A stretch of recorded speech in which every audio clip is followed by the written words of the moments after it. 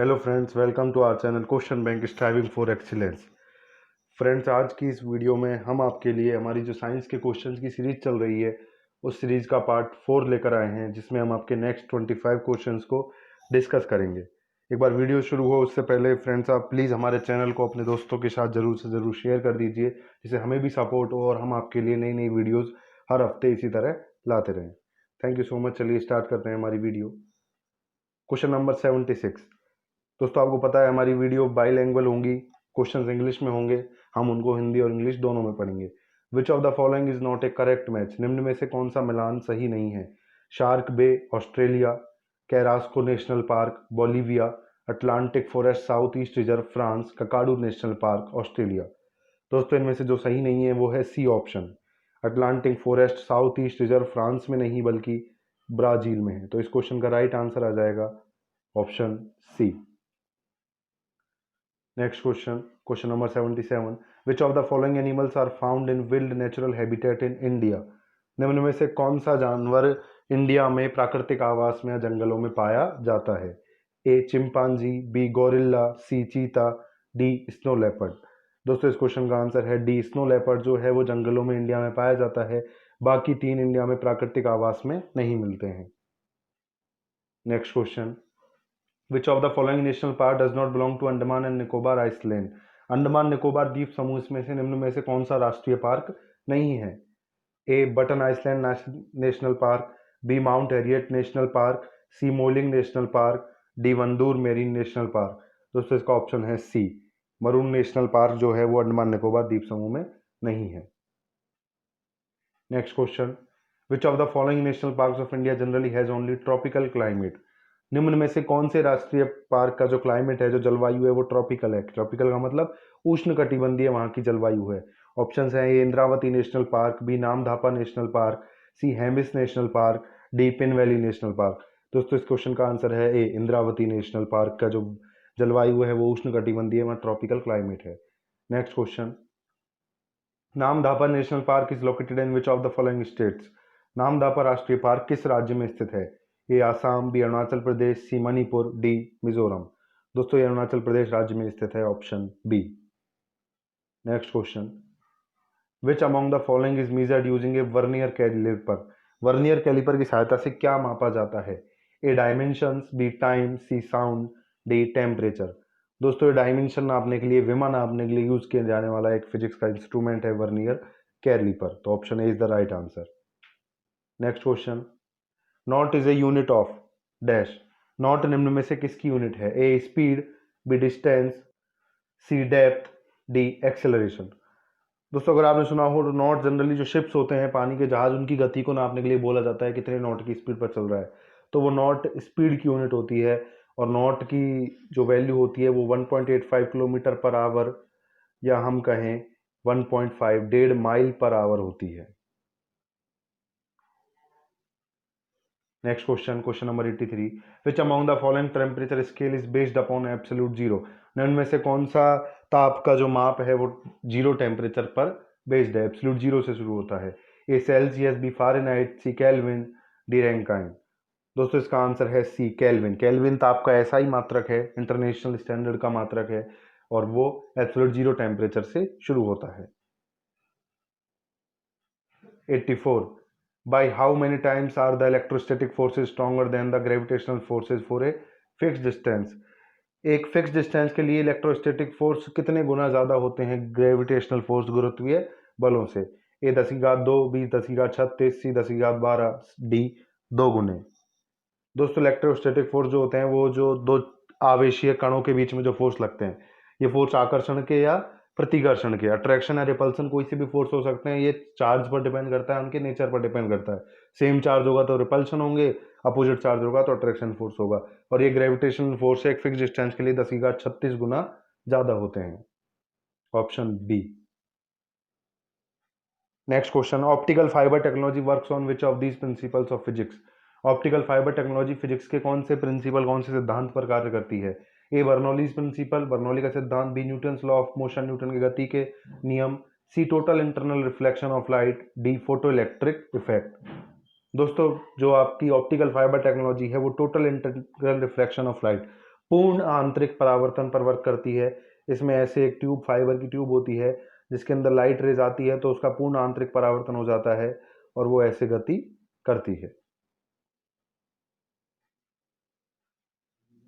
Question number 86, identify the thermosetting plastic from the given option. निम्न में से thermosetting plastic को पहचानिए। ए polythene, B bakelite, C पॉलीवाइनिल chloride, C casein.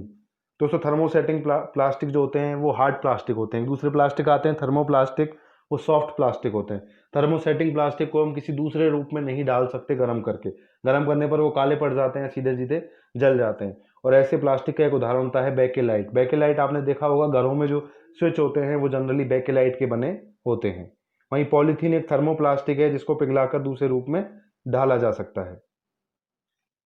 Question number 87, which among the following substance is most suitable for making compact disc. Compact disc CDs जो होती है उनको बनाने के लिए कौन सा पदार्थ मोस्ट सूटेबल है, प्रमुख रूप से यूज किया जाता है? ए पीवीसी पॉलीवाइनिल क्लोराइड, बी पॉलीएथिलीन, सी पॉलीएमाइड्स, डी पॉलीकार्बोनेट्स। दोस्तों इसका आंसर है डी, पॉलीकार्बोनेट्स को सीडी में बहुत यूज किया जाता है। Question number 88, oil of mirbane is the most common name of which of the following. Mirbane का तेल या ऑयल ऑफ मिर्बेन निम्न में से किसको बोला जाता है? A phenol, B toluene, B C phenolphthalein, D nitrobenzene. दोस्तों नाइट्रोबेंजीन जो है उसको ऑयल ऑफ मिर्बेन भी बोला जाता है, option D. Question number 89, trimethylxanthine is a chemical name of a stimulant which is found in tea and coffee, what is popular name. ये ट्राईमेथिल एक्जेंथीन जो नेम है ये किस चीज का एक पॉपुलर नेम है जो टी और कॉफी में मिलता है? A phenol, B toluene, C फिनाइलफ्थीलिन, D nitrobenzene. Sorry दोस्तों ये पिछला क्वेश्चन आ गया है, हम नेक्स्ट क्वेश्चन को पढ़ रहे थे। 89, trimethylxanthine is a chemical name of which of a stimulant which is found in tea and coffee which is popular name. ये किसका पॉपुलर नेम है ट्राईमेथिल एक्जेंथीन? ये दोस्तों ऑप्शन है A theine, B caffeine, C theobromine, D theophylline. दोस्तों ये नाम है जो कैफीन का पॉपुलर नेम है। कैफीन का केमिकल नेम है trimethylxanthine. Question number 90, white phosphorus is represented by which among the following symbol. श्वेत फास्फोरस को निम्न में से किस चिन्ह से प्रदर्शित किया जाता है? ए P1, बी P2, सी P3, डी P4। दोस्तों श्वेत फास्फोरस को P4 से प्रदर्शित किया जाता है। P4 is the symbol for white phosphorus. White phosphorus के फॉर्म में फास्फोरस ज्यादातर मिलता है एलिमेंटल हमें फॉर्म में। Next question, which of the following correctly defines mother of pearl. Mother of pearl मोतियों की माता या मोतियों का जो सीप है वो किस बात, कौन सी जो परिभाषा है वो इस चीज को डिफाइन करती है? A an oyster which yields the pearl, B a special large size pearl found in Japan, C a hard iridescent substance forming the inner layer of certain cells, D female individual of certain species of shelled mollusc. दोस्तों इसका answer है C, a hard iridescent substance forming the inner layer of certain cell. कुछ cell की जो अंदर की layer बनती है, परत बनती है, वो इस सब्सटेंस की बनी होती है। इरिडिसेंट मतलब सतरंगी कलर का एक सब्सटेंस होता है, इसी को क्या बोला जाता है? मदर ऑफ पर्ल बोला जाता है। Next question, question number 92, from which among the following parts of A plant cinnamon is obtained. Cinnamon दालचीनी जो है वो प्लांट के कौन से पार्ट से ऑब्टेन होती है?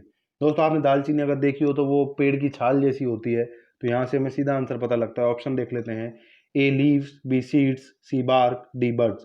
तो इसका आंसर हो जाएगा सी बार्क।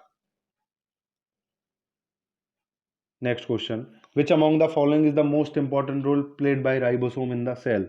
कोशिकाओं में राइबोसोम के द्वारा किए जाने वाला मुख्य कार्य क्या है? A synthesis of RNA, RNA का निर्माण, B synthesis of DNA, DNA का निर्माण, C synthesis of protein, protein का निर्माण, D metabolism of carbohydrate, carbohydrate का जो मेटाबॉलिज्म बनता है। दोस्तों इसका राइट आंसर है सी, सिंथेसिस ऑफ प्रोटीन में राइबोसोम मदद करते हैं। Question number 94, which among the following kinds of roots are found in sugar cane. गन्ने में निम्न में से किस प्रकार की जड़ें पाई जाती हैं? A prop roots, B stilt roots, C pneumatophores, D nodulose roots. दोस्तों गन्ने में जो पाई जाती हैं वो स्टिल्ट रूट का एक प्रकार होती हैं। Question number 95, which among the following plants is used as green manure. Green manure हरी खाद के रूप में कौन से पौधे को यूज किया जाता है? ए वीट गेहूं, बी सन हेम्प, सी कॉटन, डी राइस। दोस्तों इसका आंसर है सी बी, सनहेम्प। सनहेम्प जो होता है, सन का जो पौधा होता है उसको हरी खाद के रूप में यूज किया जाता है। इसके अलावा इसके तने को पानी में सड़ाकर उनके रेशों से रस्सियां भी बनाई जाती है जो काफी मजबूत बनती है। Next question, question number 96, which among the following disease is characterized by complete loss of memory. पूर्ण याददाश्त का चले जाना किस डिजीज को दर्शाता है?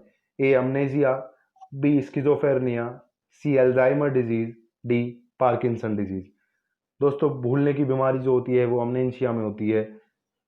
इसका option A is the right answer. Question number 97, which of the following bacteria forms an endosymbiotic nitrogen fixing association with the roots of legumes that help in the nitrogen fixation?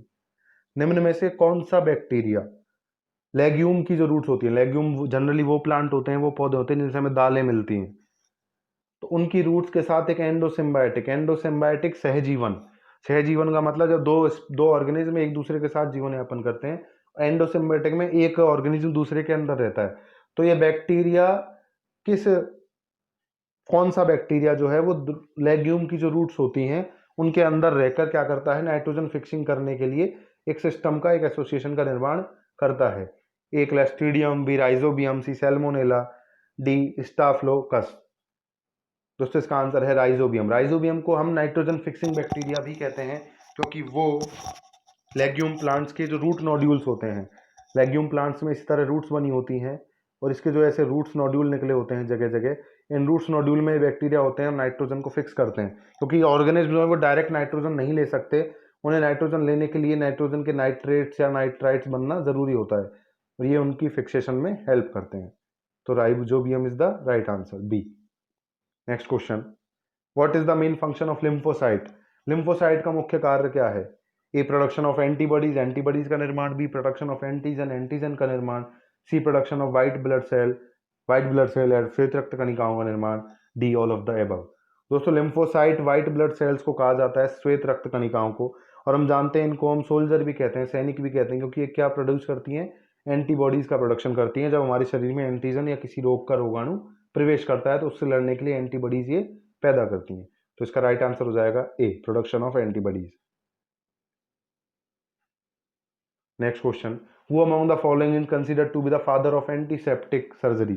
पूतिरोधी शल्य चिकित्सा, antiseptic surgery का जनक निम्न में से किसे कहा जाता है?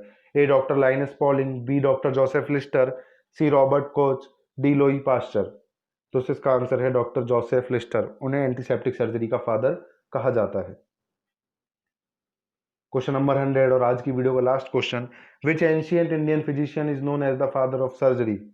निम्न में से किस भारतीय चिकित्सक को शल्य चिकित्सा का पिता या शल्य चिकित्सा का जनक कहा जाता है? ए चरक, बी सुश्रुत, सी नागार्जुना, डी वाघभट्टा। दोस्तों हम सभी जानते हैं शल्य चिकित्सा का जनक सुश्रुत को कहा जाता है। उन्होंने अपनी पुस्तक सुश्रुत संहिता में तरह तरह की शल्य चिकित्सा के उपकरणों और विधियों का उल्लेख किया था।